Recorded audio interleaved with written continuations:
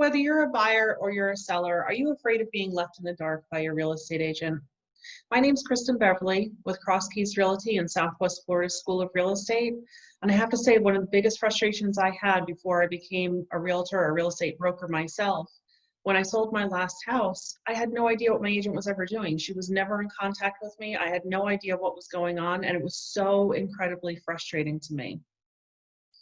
I really kind of felt cheated and I felt neglected. I felt like she came in with all of these promises. She had me sign a 6-month contract, and that was it. I never heard from her again. I used to have to call her every week and say, can you tell me what's going on? Can you tell me, do we have any activity? Do I need to lower the price? Like, what's happening here? It was just so frustrating. So I promised myself when I became an agent, I would not ever do that to my customers. Because when we hire someone, we want to know that they're working with us.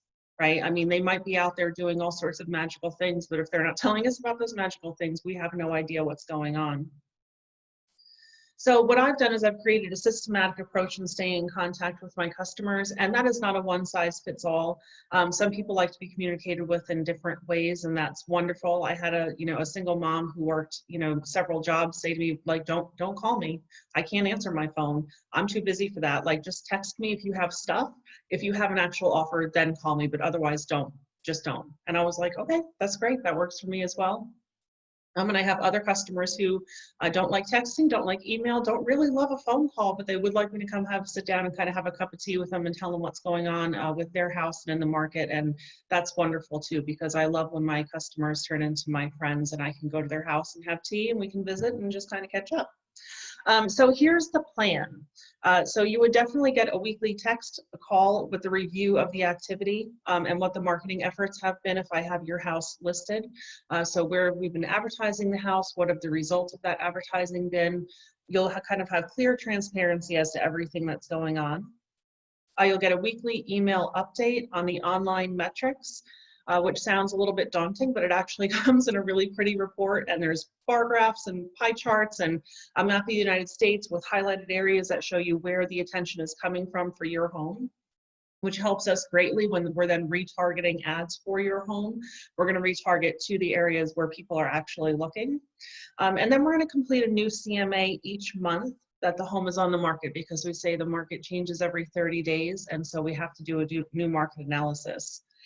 It's not tremendously often that we have a home stay on the market more than 60 days, and it's usually less than 30, especially in the market we're in right now. But when we sit down to actually list the home, again, this is all math. I tell people all the time, this is just math. There's no secret sauce to this, right?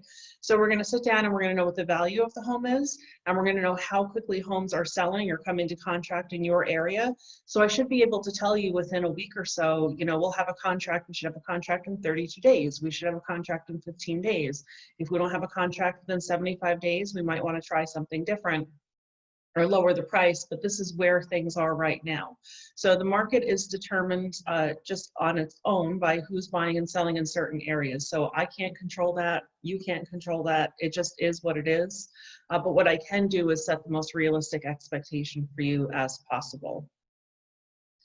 So if you had that experience before in the past where your agent is just kind of absent and that is frustrating to you and you're looking to buy or sell a home, please give us a call. We're all about clear and open communication all the time.